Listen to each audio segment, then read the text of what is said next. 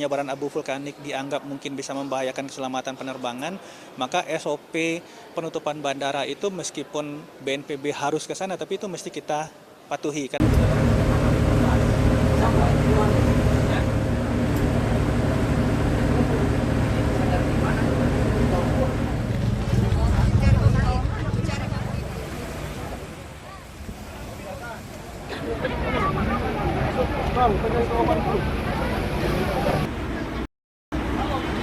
Ya, kalau kita melihat capaian dari upaya penanggulangan bencana di 2023, tentu saja ketika kita bicara capaian harus ada pembandingnya. Pembandingnya kalau kita lihat dalam 3 tahun terakhir, memang dari sisi frekuensi kejadian bencana, itu kita nggak bisa cegah. Artinya frekuensi bencananya bisa saja naik, bisa saja turun karena ada fenomena perubahan iklim dan seterusnya. Tapi yang menjadi indikator kita adalah dampak bencananya turun atau tidak. Karena dampak bencana inilah yang menjadi indikator apakah upaya penanggulangan bencana kita menghasilkan pengurangan risiko bencana atau tidak. Nah, dari data BNPB, untuk korban jiwa meninggal dunia, hilang, dan luka dalam 3 tahun terakhir itu konsisten menurun, sangat signifikan. Terakhir dari 2022 dibandingkan dengan 2023, itu jumlah korban jiwa meninggal, hilang, dan luka itu menurun hingga 63%. Termasuk juga dengan kerugian fisik secara direct impact akibat bencana, artinya kerusakan rumah, jembatan, infrastruktur fasum, dan seterusnya, itu juga konsisten menurun dari 2021, 2022, 2023, itu menurun sekitar 36%. Jadi ini yang menjadi ujung tombak dari indikator kinerja kita.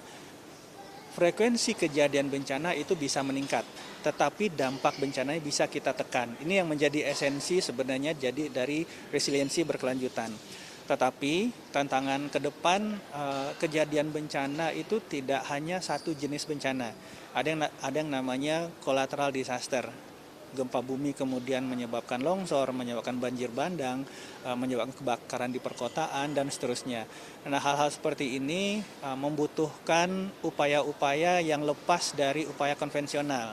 Memang effort dari sumber daya manusia itu tetap diperlukan, tetapi kita mulai berpikir bagaimana teknologi dan inovasi digitalisasi itu bisa mendukung penanggulangan bencana yang lebih efektif. Itu yang menjadi tema Rakornas saat ini, pengembangan teknologi dan inovasi dalam mendukung upaya penanggulangan bencana. Ya, saat ini bersama World Bank misalkan kita membangun sistem peringatan dini khusus untuk 2 jenis bencana dominan, gempa bumi dan tsunami, bekerja sama dengan BMKG, dan kemudian sedang dalam tahapan kerjasama kita dengan bilateral dengan beberapa negara, kita mencoba membangun ekosistem aksi dini. Jadi kalau kita sudah punya peringatan dini di hulu, maka respon masyarakat itu yang kita sebut aksi dini itu harus bisa merespon peringatan dini yang diberikan. Jangan sampai peringatan dininya sudah disampaikan, tetapi masyarakat tidak tahu harus berbuat apa. Nah, ini kalau kita lihat di Jepang, kita sering melihat bahwa Jepang bisa, masyarakat di Jepang bisa merespon dengan baik.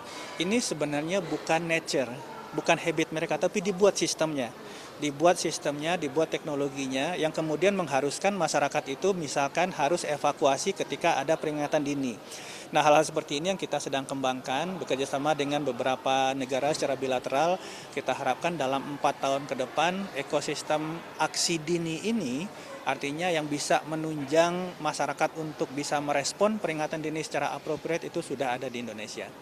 Kebetulan sebelum penutupan Bandara Samratulangi, kita sudah ada 2 tim reaksi cepat yang dipimpin oleh Deputi 4 Rehabilitasi Konstruksi BNPB. Ini sudah bisa bekerja dengan cukup optimal. Memang kemudian ketika penyebaran abu vulkanik dianggap mungkin bisa membahayakan keselamatan penerbangan, maka SOP penutupan bandara itu meskipun BNPB harus ke sana, tapi itu mesti kita patuhi karena ini SOP keselamatan. Tetapi kita juga terus memberi dukungan melalui tim kita yang ada di sana, khususnya pada saat eskalasi dari peningkatan level 3 ke level 4. Itu ada penambahan luas daerah yang harus dikosongkan sama sekali dari 4 km menjadi 6 km. Implikasinya sebenarnya 6 km itu estimasi awal kita itu ada sekitar 11.500 jiwa penduduk yang harus dievakuasi. Meskipun kemudian dari data real yang ada di lapangan ternyata jumlah penduduk yang harus dievakuasi dalam radius 6 km itu sekitar 6.050 sekian jiwa. Ini sudah berhasil kita evakuasi ke daerah Tagulandang Utara. Sampai kemarin pukul 9 pagi status dari Gunung Api Ruang diturunkan dari level 4 ke level 3. Nah, ini implikasinya kemudian aktivitas masyarakat di radius 6 kilo itu mulai bisa pulih kembali, kecuali di radius 4 kilo. Nah, yang jadi fokus kita bukan berarti penurunan status ini berpengaruh pada status daruratnya. Status darurat kawasannya masih tetap sampai tanggal 29 April, artinya 14 hari setelah kejadian. Artinya BNPB akan terus mendukung pemenuhan kebutuhan logistik pengungsi, kebutuhan sandang, tenda, dan seterusnya, karena rumah masyarakat yang terdampak abu vulkanik dan lontaran batu pijar itu hitungan kita sementara sekitar 3.300. 3.300 ini kita masih akan data ulang mana yang benar-benar tidak bisa ditempati untuk sementara. Artinya itu kita harus rehabilitasi rekonstruksi. Rehabilitasi rekonstruksi pun kita tidak mau membuatkan di tempat yang sama. Artinya itu akan mengulang kembali kejadian bencana di masa depan. Kita akan upayakan relokasi khususnya di 2 desa yang berada di Pulau Gunung Ruangnya sendiri. Ini yang menjadi daerah merah. Kita sudah mulai bersama pemerintah daerah untuk melakukan sosialisasi dan menerima masukan masyarakat kalau wacana relokasi ini nanti memang harus diwajibkan kepada masyarakat. Sementara itu mulai berjalan dan pemerintah daerah Kabupaten Sitaro mulai melihat di mana daerah-daerah yang mungkin menjadi lahan relokasi ini, dan secepatnya ketika daerah yang 4 km ini saat ini kan belum bisa dimasuki, artinya pendataan kita secara detail belum bisa dilakukan. Yang dilakukan oleh tim BNPB saat ini kita coba mapping secara umum menggunakan drone daerah-daerah, desa-desa yang memang dalam hitungan atau dalam estimasi secara vulkanologi itu memang harus dipindahkan. Nanti segera setelah levelnya turun dan kita bisa meninjau langsung secara fisik ke lokasi, atau kita akan petakan, kita akan data untuk di-SK-kan oleh Bupati dan ditindaklanjuti oleh BNPB.